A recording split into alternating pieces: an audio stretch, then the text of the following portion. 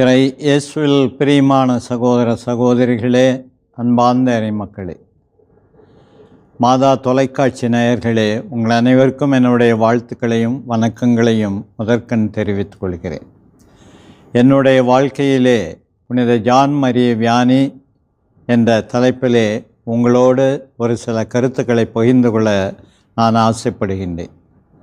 நான் சிறு பையனாக பள்ளியிலே படித்து கொண்டிருந்த போது நடந்த ஒரு நிகழ்வு. கோவை மறை மாவட்டம் புலியகுளம் புனித அந்தோனியா திருத்தல பங்கிலே நான் பூசைக்கு உதவி செய்கின்ற சிறு பையனாக இருந்தேன்.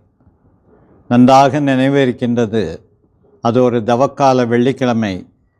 ஓடோடி வந்து நாங்கள் போட்டி போட்டுக்கொண்டு சிறு பையன்களுக்குரிய அந்த சிறுவர்களுக்குரிய அந்த ஆடையை அணிந்து கொண்டு அங்கே இருந்தோம்.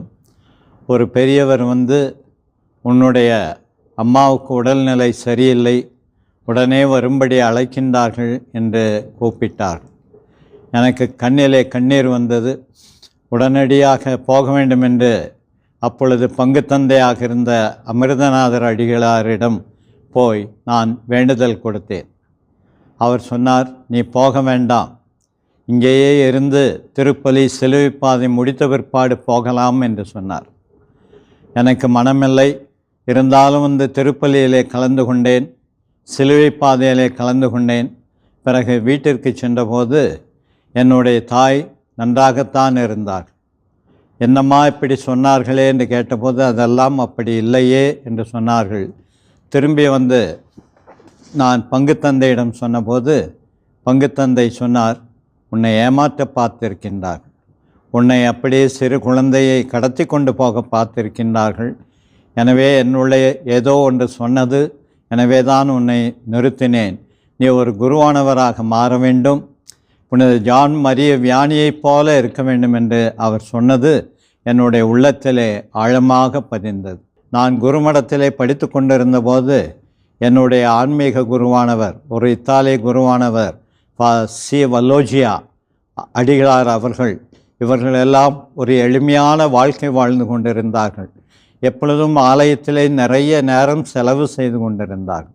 எனவே இவர்களை பார்க்கும்போதெல்லாம், இவர்கள் அந்த ஜான் மரிய வியானியைப் போல இருக்கின்றார்களே, அவர்களைப் போல நானும் இருக்க வேண்டும் என்று மிகுந்த ஆசையோடு என்னையே தயாரித்து கொண்டிருந்தேன்.